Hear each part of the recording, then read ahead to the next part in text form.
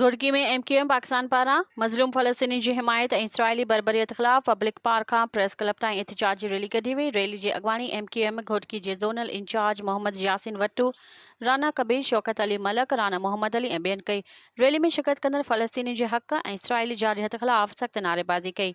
इन मौक़े ते रैली खे ख़िताब कंदे मुक़र्रिरीन चयो त मासूम फ़लस्तीनियुनि ऐं इस्पतालुनि ते इसराइली बमबारीअ जी मज़म्मत कयूं था। असां गॾियल क़ौमुनि ऐं इस्लामी तंज़ीमुनि सां मुतालबो था कयूं त उहे पंहिंजो इजलास सॾाए फ़ौरी तौर मज़लूम फ़लस्तीनियुनि ते इसराइली ज़ुल्म बंदि कराइनि। हुन चयो त फ़लस्तीन में इसराइली बमबारीअ सबबि मासूम शहरनि जी मौत ते दुनिया जी ख़ामोशी अफ़सोसनाक आहे।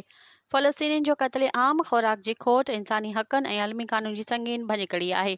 इंसानी हक़नि जी आलमी तंज़ीम खे इन जे फ़ौरन नोटिस वठणु घुरिजे। हुन चयो त असां पाकिस्तान जी हुकूमत ऐं पाकिस्तानी फ़ौज खां मुतालबो कयूं था त हू इसराइल जी जारहियत खे फ़ौरी तौर बंदि कराइण लाइ पंहिंजो किरदारु अदा कनि।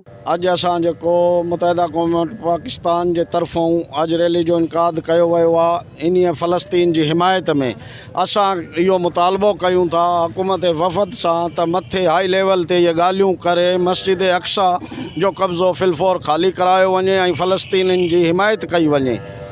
जी बिस्मिल्लाहिर्रहमानिर्रहीम।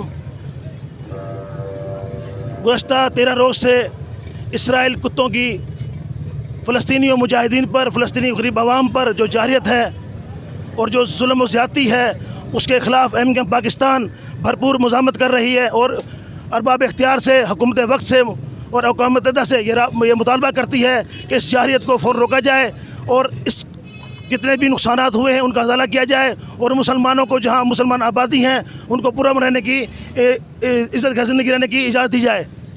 बिस्मिल्लाहिर्रहमानिर्रहीम। अॼु जेको मुतहदा क़ौम पूरे पाकिस्तान में एहतिजाजी मुज़ाहिरे जो सॾु ॾिनो आहे।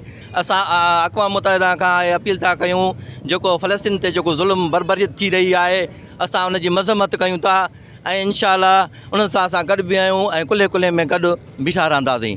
मज़ीद ख़बरनि ऐं तफ़सीलात लाइ विज़िट कयो असांजी वेबसाइट www.awamiNewsHD.com ऐं ॾिसंदा रहो अवामी न्यूज़ HD।